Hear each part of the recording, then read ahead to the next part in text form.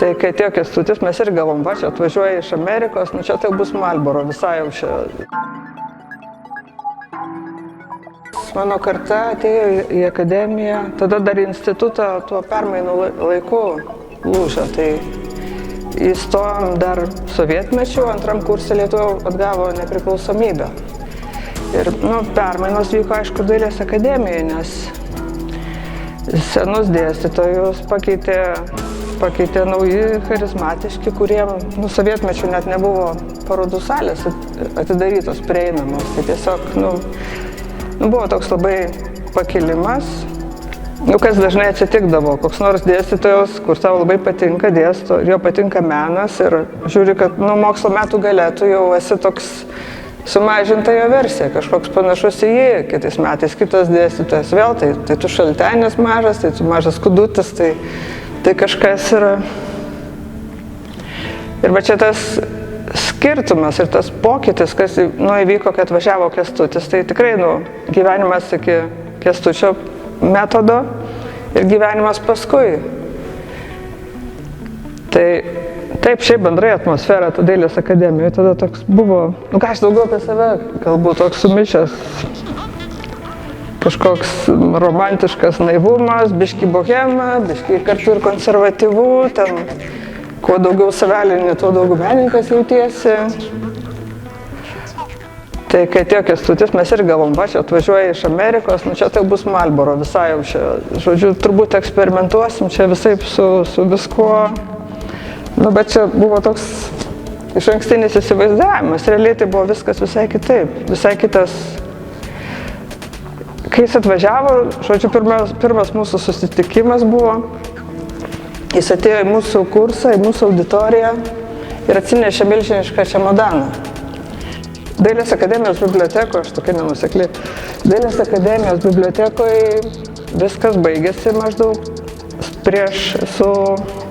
iki okupacijos, ten kažkas tarpukario menas, impresionistai, ekspresionistai, o kas darėsi paskui, tai pasaulyje visam, tai tiesiog buvo neprieinama, tai Kęstutis atvežė tą trūkstamą dalį. Jis ten buvo prikarpęs reprodukcijų iš visokių meno žurnalų, meno leidinių, išvertė tą kaugę vidury klasės, vidury auditorijos. Ir pirma jo užduotis buvo atsirinkti, kas pirmoje vietoje tave pagauna, kas kabina tiesiog. Mes ten visi prisirinkom daug tų reprodukcijų ir paskui turėjom jas išrašyti. Kodėl? Tai čia esmė turbūt jo metodo, kad viskas per analizę. Tada kita jo užduotis buvo išsirašyti savo biografiją ir ten irgi nesicenzuruoti, žodžiu, pasibraukti viskas, kas daugiausia kartojasi, kas svarbu ir tai paversti kažkokį vizualinį ženklą. Kad tu kurtum su tuo, kas tu esi, o ne kad sektum kažkokį savo autoritetą. Kad tu nuo savo autoriteto gali tiesiog atsiremti, atsispirti ir toliau per save daryti, kas tau yra.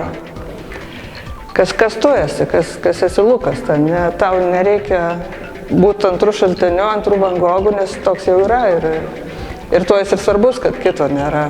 Tu turi per save reflektuoti ir tuos savo ženklus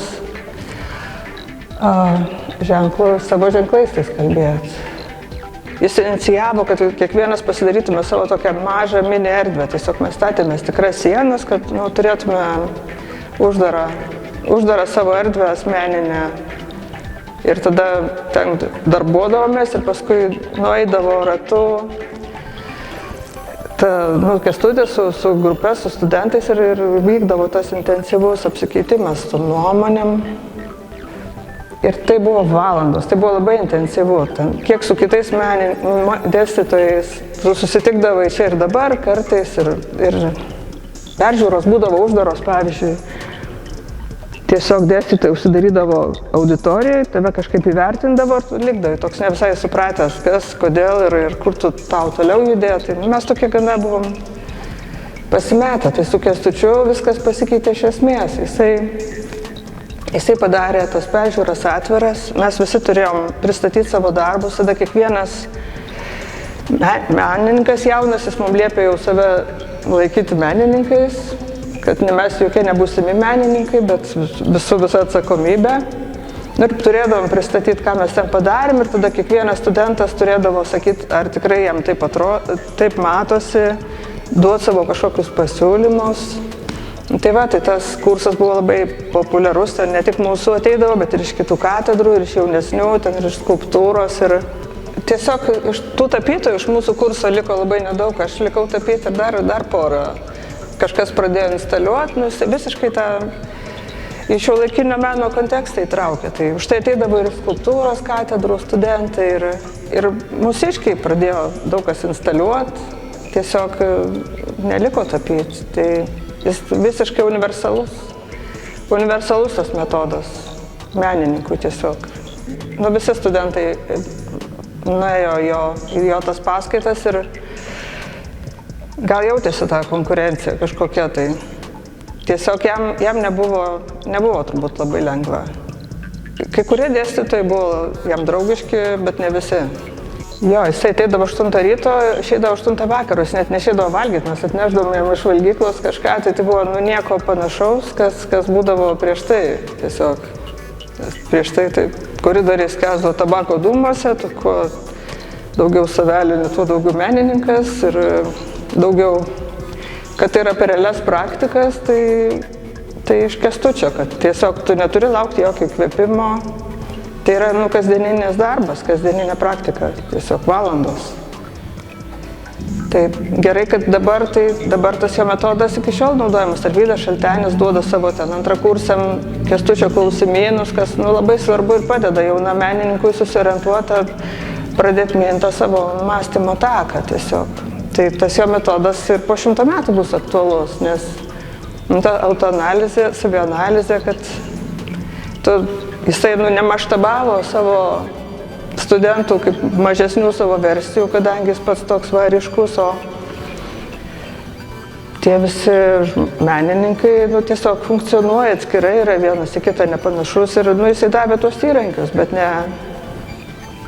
ne tai, kad tu esi kažkoks ir tada dar keletas tavo panašių į tave versijų. Tai čia tas yra tas svarbiausias dalykas turbūt. Dėl ko ir Kęstutis svarbus ir visą laiką bus, kad jisai toks vienas ir nepakartojamas, į nieką nepanašus ir jis to visiems studentams savo linkėjo. Jisai titanas toksai yra šiaip ir tuo, kad jis tiesiog toks ir vienas ir nepakeičiamas, nepakartojamas, į nieką nepanašus.